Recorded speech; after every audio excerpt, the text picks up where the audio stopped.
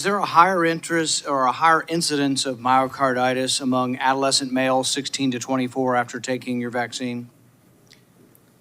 So thank you for the question, Senator. First, let me say we care deeply about safety, and we're working closely with the CDC and the FDA to Pretty get. much a yes or no. Is there a higher incidence of myocarditis among boys 16 to 24 after they take your vaccine? The data I've seen, from the CDC actually shown that there's less myocarditis for people who get the vaccine versus who get COVID infection.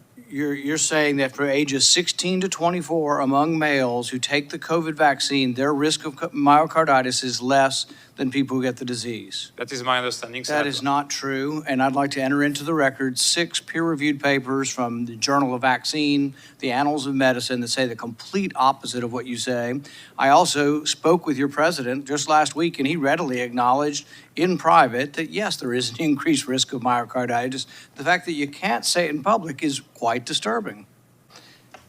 Do you think it's scientifically sound to mandate 3 vaccines for adolescent boys? This is for the public health leaders to decide, Senator. You've been advocating for it, you've been interviewed, and you've been advocating for boosters. Do you know when the myocarditis is most common among these adolescent boys? After the second dose. When I spoke with your president, he readily acknowledged in private, yeah, that maybe there ought to be a discussion whether we ought to have 1 vaccine versus 2 versus 3. If 90% of the myocarditis comes after the second dose, why don't we have a rational discussion about 1?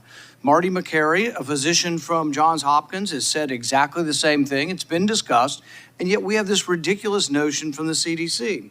So the CDC says, and I'll ask you this question. Let's start it as a question.